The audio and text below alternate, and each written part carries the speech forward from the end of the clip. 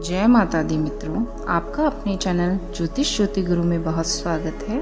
और आपने अभी तक अपने इस चैनल को सब्सक्राइब और वीडियोस को शेयर लाइक नहीं किया है तो कृपया आप सभी से अनुरोध है कि चैनल को सब्सक्राइब करना, बेल आइकन को दबाना बिल्कुल भी ना भूलें, ताकि आप सभी नई वीडियोस को, सभी जानकारियों को देख पाएँ, सुन पाएँ और अपने जीवन में लाभ उठा पाएँ।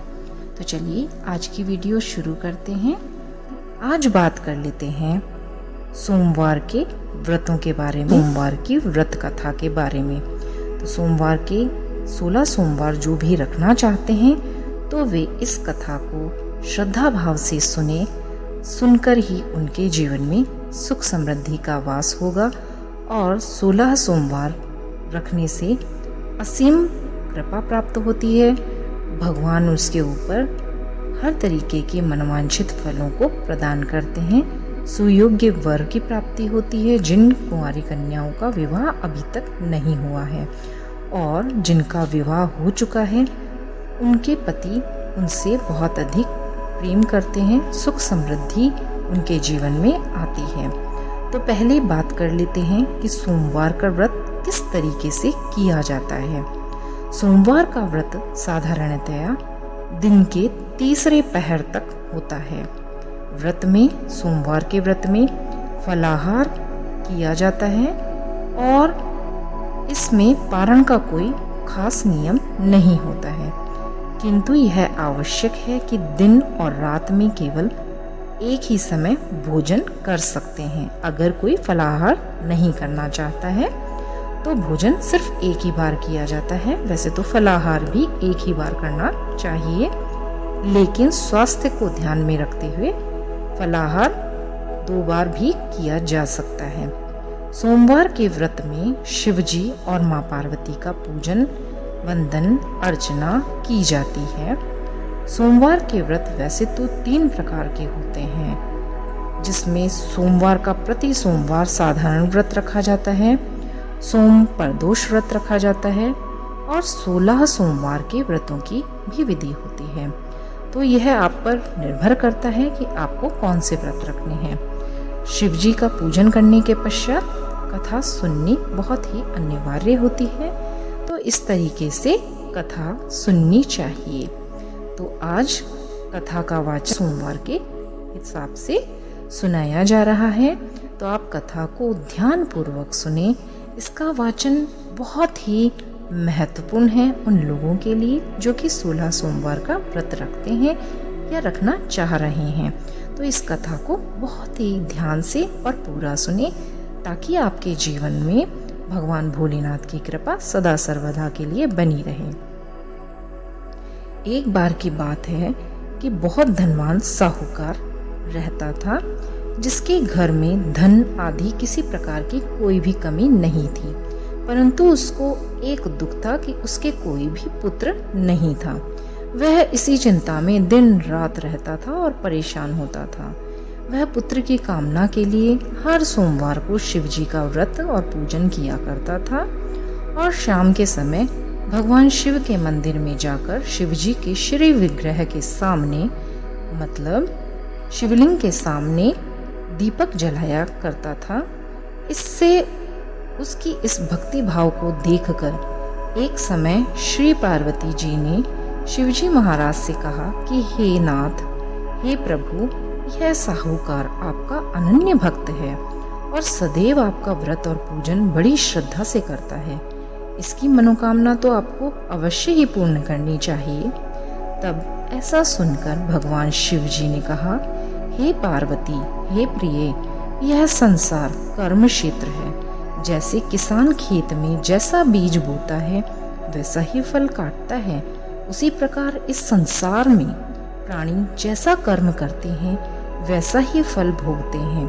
पार्वती जी ने अत्यंत आग्रह से कहा, हे प्रभु, जब यह आपका अनन्य भक्त है और इसको अगर किसी प्रकार का दुख है तो उसको अवश्य ही आपको दूर करना चाहिए, क्योंकि आप तो सदैव अपने भक्तों पर दयालु रहते हैं और उनके दुखों को दूर करते हैं। यदि आप ऐसा नहीं करेंगे तो मनुष्य आपकी सेवा तथा व्रत क्यों करेंगे। पार्वती जी का ऐसा आग्रह सुनकर भगवान शिव कहने लगे, हे पार्वती, इसके कोई पुत्र नहीं है, इसी चिंता में यह दुखी रहता है। इसके भाग्य में पुत्र न होने का भी मैं इसको पुत्र की प्राप्ति का वर दे देता हूँ, परंतु यह पुत्र केवल सिर्फ 12 वर्ष तक ही जीवित रह पाएगा, उसके पश्चात इसकी मृत्यु हो जाएगी। तो इसके लिए मैं इसको परेशान नहीं करना चाहता, इसलिए मैं इसे पुत्र का आशीर्वाद नहीं दे रहा। लेकिन पार्वती जी का बार बार अनुग्रह करने के पश्चात शिवजी भगवान ने कहा, इससे अधिक मैं और कुछ इसके लिए नहीं कर सकता। चलो ठीक है, मैं इसे वर दे देता हूँ, लेकिन वह बच्चा 12 साल से अधिक नहीं जिएगा। यह सब बातें साहूकार भी सुन रहा था। इससे उसको न कुछ प्रसन्नता हुई और न ही कुछ दुख हुआ। वह पहले जैसा शिवजी का व्रत पूजन करता था वैसे ही करता रहा। कुछ समय बीत जाने के बाद साहूकार की पत्नी गर्भवती हुई और 10वें महीने में उसके गर्भ से बहुत ही सुंदर पुत्र की प्राप्ति हुई। साहूकार के घर में बहुत खुशी मनाई गई। साहूकार उसकी केवल 12 वर्ष की आयु जान कोई अधिक प्रसन्नता अपने आप में प्रकट नहीं कर रहा था और उसने अपनी पत्नी को भी ऐसा नहीं बताया था और न ही यह भेद उसने किसी और को ही बताया था। जब वह बालक 11 वर्ष का हो गया तो उस बालक की माता ने उसके पिता से विवाह आदि के लिए कहा, तो वह साहूकार कहने लगा कि अभी मैं इसका विवाह नहीं करूंगा, अपने पुत्र को काशी जी पढ़ने के लिए भेजूंगा। फिर साहूकार ने अपने साले, अपनी बहन, अपनी पत्नी के भाई के पास अर्थात बालक के मामा को बुलाकर उसको बहुत सा धन देकर कहा, तुम इस बालक को काशी जी पढ़ने के लिए ले जाओ और रास्ते में जिस स्थान पर भी जाओ यज्ञ करते रहो और ब्राह्मणों को भोजन कराते जाना। वह दोनों मामा और भांजे यज्ञ करते रहे और ब्राह्मणों को भोजन कराते जा रहे थे। रास्ते में उनको एक शहर में रुकना पड़ा। उस शहर में राजा की कन्या का विवाह था और दूसरे राजा का लड़का जो विवाह करने के लिए बारात लेकर आया था वह एक आंख से काना था, मतलब उसे एक आंख से नहीं दिखाई दे रहा था। उसके पिता को इस बात की बड़ी चिंता थी कि कहीं वर को देख कन्या के माता पिता विवाह में किसी प्रकार की अड़चन पैदा ना कर दें। इसके कारण जब उसने अति सुंदर सेठ के लड़के को देखा तो उसने मन में विचार किया कि क्यों ना दरवाजे के समय इस लड़के से वर का काम चलाया जाए। और ऐसा विचार कर वर के पिता ने उस लड़के और मामा से बात की तो वे दोनों राजी हो गए। फिर उस लड़के को वर के कपड़े पहना दिए गए, घोड़ी पर चढ़ा दिया गया और दरवाजे पर ले गए और सब कार्य प्रसन्नतापूर्वक संपन्न हो गया। फिर वर के पिता ने सोचा कि यदि विवाह कार्य भी इसी लड़के से करवा लिया जाए तो क्या बुराई है। ऐसा विचार कर लड़के और उसके मामा से कहा, यदि आप फेरों का और कन्यादान के काम को भी करा दें तो आपकी बड़ी कृपा होगी, मैं इसके बदले में आपको बहुत सारा धन दूंगा। तो उन्होंने स्वीकार कर लिया। विवाह कार्य भी बहुत अच्छी तरह से संपन्न हो गया, परंतु जिस समय लड़का जाने लगा तो उसने राजकुमारी की चुंदड़ी के पल्ले पर लिख दिया कि तेरा विवाह तो मेरे साथ हुआ है, परंतु जिस राजकुमार के साथ तुमको भेजेंगे वह एक आंख से काना है। मैं काशी जी पढ़ने जा रहा हूँ। लड़के के जाने के बाद राजकुमारी ने जब अपनी चुनरी पर ऐसा लिखा हुआ पाया तो उसने राजकुमार के साथ जाने से मना कर दिया और कहा कि ये तो मेरा पति ही नहीं है, मेरा विवाह इसके साथ नहीं हुआ है, वह तो काशी जी पढ़ने गए हैं जिनके साथ मेरा विवाह हुआ है। राजकुमारी के माता पिता ने अपनी कन्या को विदा नहीं किया और बारात वापस चली गई।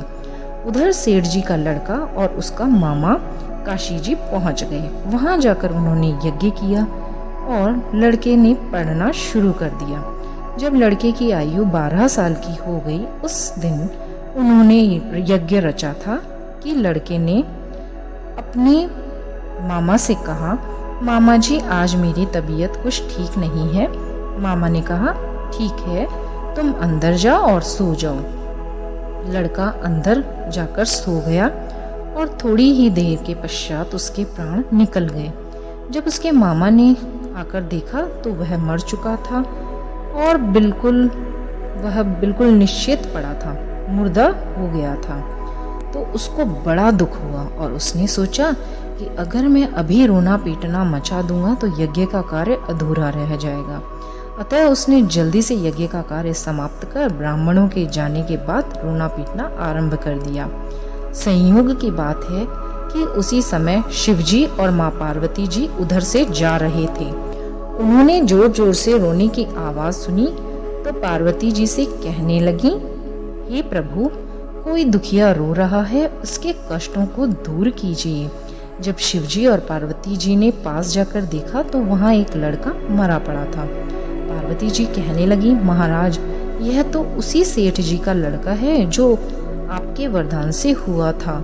शिवजी कहने लगे, हे पार्वती, इसकी आयु इतनी ही थी, मैंने तुम्हें बताया था, सो यह भोग चुका। तब पार्वती जी ने कहा, हे महाराज, इस बालक को और आयु क्यों नहीं दे रहे हैं? तो इसके माता पिता इसकी आयु को खत्म देखकर तड़प कर ही मर जाएंगे। तो पार्वती जी के बार बार आग्रह करने पर शिवजी ने उसको जीवन का वरदान दिया और शिवजी महाराज की कृपा से वह लड़का जीवित हो गया। शिवजी और माँ पार्वती कैलाश चले गए। वह लड़का और मामा उसी प्रकार यज्ञ करते तथा ब्राह्मणों को भोजन कराते अपने घर की ओर चल पड़े। रास्ते में उसी शहर में आए जहाँ से वे गए थे और उसका विवाह हुआ था। वहाँ पर आकर उन्होंने यज्ञ आरंभ कर दिया तो उस लड़के के ससुर ने उसको पहचान लिया और अपने महल में ले जाकर उसकी बड़ी खातिरदारी की। साथ ही बहुत सारे दास दासियों सहित आदर पूर्वक लड़की और जमाई को विदा किया। जब वे अपने शहर के निकट आए तो मामा ने कहा, मैं पहले घर जाकर खबर कर आता हूँ।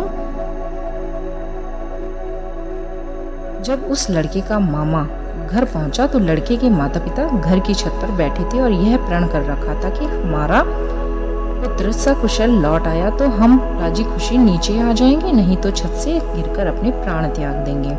इतने में उस लड़के के मामा ने आकर यह समाचार दिया कि आपका पुत्र आ गया है, तो उनको विश्वास नहीं आया। उसके मामा ने शपथ पूर्वक कहा कि आपका पुत्र अपनी पत्नी के साथ बहुत सारा धन लेकर आया है। तो सेठ ने आनंद के साथ उनका स्वागत किया और बड़ी प्रसन्नता के साथ रहने लगे। इसी प्रकार से जो कोई भी सोमवार के व्रत को धारण करता है अथवा इस कथा को पढ़ता है और सुनता है, उसकी समस्त मनोकामनाएं पूर्ण होती है। तो बोलिए भगवान भोलेनाथ की जय। हर हर महादेव। जय शिव शंभू।